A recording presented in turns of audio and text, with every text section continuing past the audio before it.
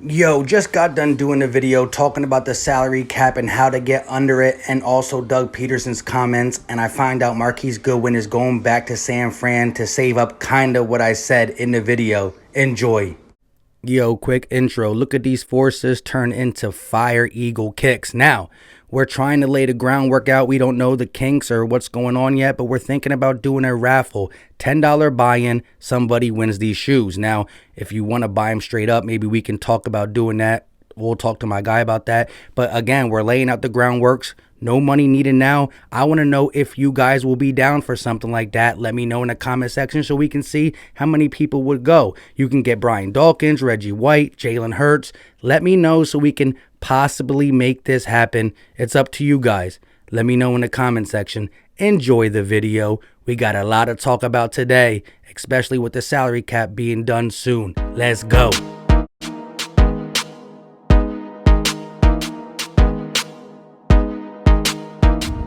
What is going on, everybody? I go by Philly Mike, and this is the Philly Talk Podcast. And today, we will be discussing some Philadelphia Eagles news and rumors, Doug Pederson's comments on Jeff McClain's podcast, and the salary cap, because 4 o'clock tomorrow, we need to be under the cap because that is the new league year. But before we get into all that, if you are new to the channel, hit that subscribe button, turn on post notifications, smash the like button for your boy, and follow your boy on Twitter so we can chop it up Philly sports behind the YouTube scenes.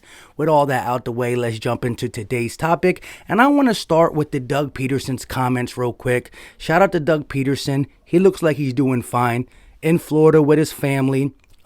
He talked about his son trying out for the 2021 NFL draft, talked about his pro day. He's a tight end.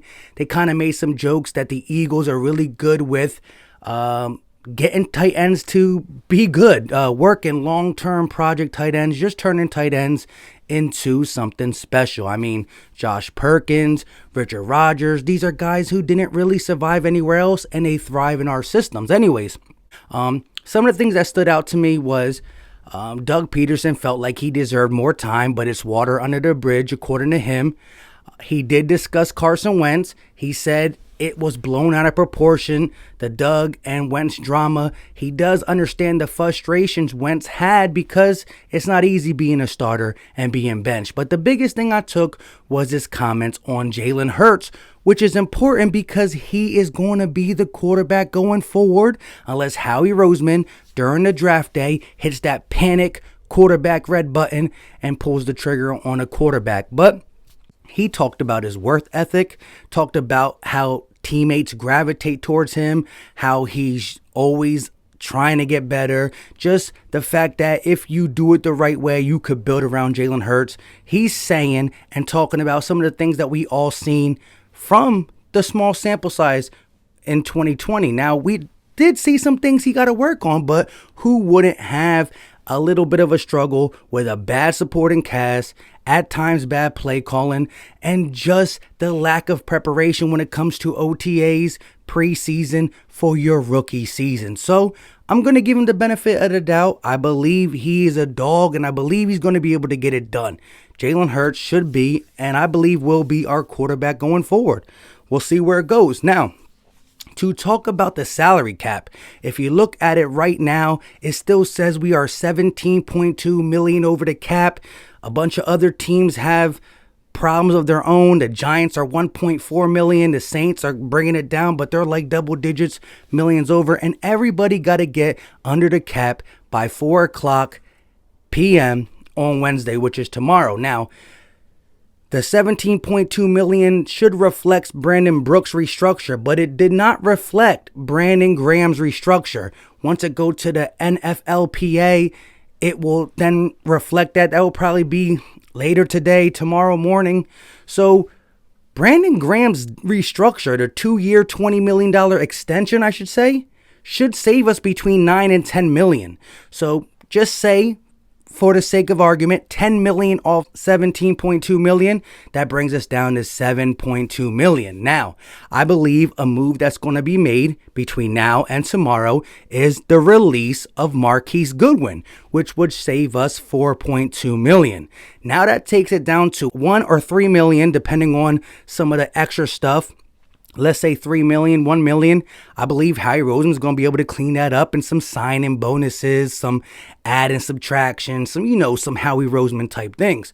So we should be right there at zero come Wednesday. I believe that's the only move we're going to need to make is Marquise Goodwin being released, which will save us 4.2 million. However, Zach Ertz, whether we let him go or trade him, should give us another 4.9 million over the cap. And don't forget about Derek Barnett. If we release him, it's 10 million we got. You put 10 million for Derek Barnett, 4.9 million for Ertz. That's almost 15 million to spend for 2021. Now, we do need to get our rookies. We might be able to make a small move in free agency. However, I think they're going to extend Derek Barnett, which won't save 10 million, but it should save about 4 or 5 million. So between the decision we make on Zach Ertz and the decision we make on Derek Barnett, that should be $10 million over the cap. Don't forget, after June 1st, we should save 4 million total for the Alshon Jeffrey, Malik Jackson, but that's later down the line. If we're going to make any moves now, we should have about $9 to $10 million, which is going to bring me into two guys I am kind of curious for the Eagles to possibly sign, because we know that the offense has some things we got to fix, whether it's the O-line, possible 6th pick being a tight end in Kyle Pitts or receiver in Jamar Chase. The defense needs the most fixing, and that's the secondary. We lost Jalen Mills. Ronnie McLeod might not be back for the first half of the season. Now, I do think Avonte Maddox can play safety. He played safety for us 2 years ago, so maybe we move him to safety to help out the Jalen Mills and Ronnie McLeod fiasco. Kavon Wallace, Marcus Epps, Graylin Arnold. Maybe we draft a safety. That could figure that out. But let's look at two cornerbacks that are on the market. Two guys who can definitely play on the outside, but let's look at these two cornerbacks. Ahkello Witherspoon and Adoree Jackson. Let's go with Ahkello Witherspoon first. San Francisco 49ers cornerback who has been beat up a little bit with injuries. He only played like 7 or 8 games last year, and he had 17 tackles, 4 pass deflections, and 1 interception. But when you look at this guy, 25 years old, only been in the league 4 years, when on the field, he can get it done. He's 6'3", 195, and he would be the best fit on the outside alongside of Darius Slay. I'm not saying overall, but he would already be the best outside corner other than Darius Slay on our roster. He was a 3rd round pick in 2017, 66 overall, and I think we could get it done on the cheap side because he could use a change of scenery. San Francisco pretty much locked up some of their corners, and why not? Now, the other guy, Adoree Jackson, remember, he just got released from the Tennessee Titans. He was their 1st round pick. They moved on from Malcolm Butler just because they believed in Adoree Jackson 100%. And for whatever reason, he has been productive for the Tennessee Titans. But last year, he only played 3 games and started 2. Maybe he messed up. Maybe there's some underlying situation. I don't know if it's injury-wise. Correct me if I'm wrong. I don't believe he was injured, but the talent is there.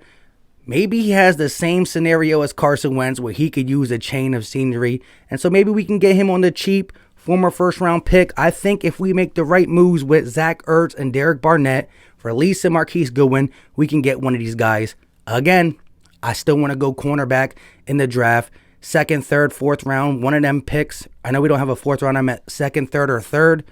But, hey, another veteran corner just to shore up the secondary, which is suspect at this moment. Can't go wrong.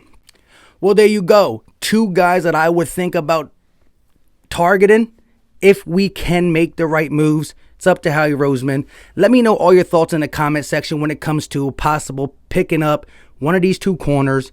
Doug Pederson's comments, and the fact that if Howie plays these moves right, we should be over the cap Wednesday. Let me know your thoughts. And also, let me know your thoughts on the intro about the sneakers. Would you be interested in doing a $10 buy a raffle ticket for $10? So there's a chance you can win the shoes. There's a chance you cannot win the shoes.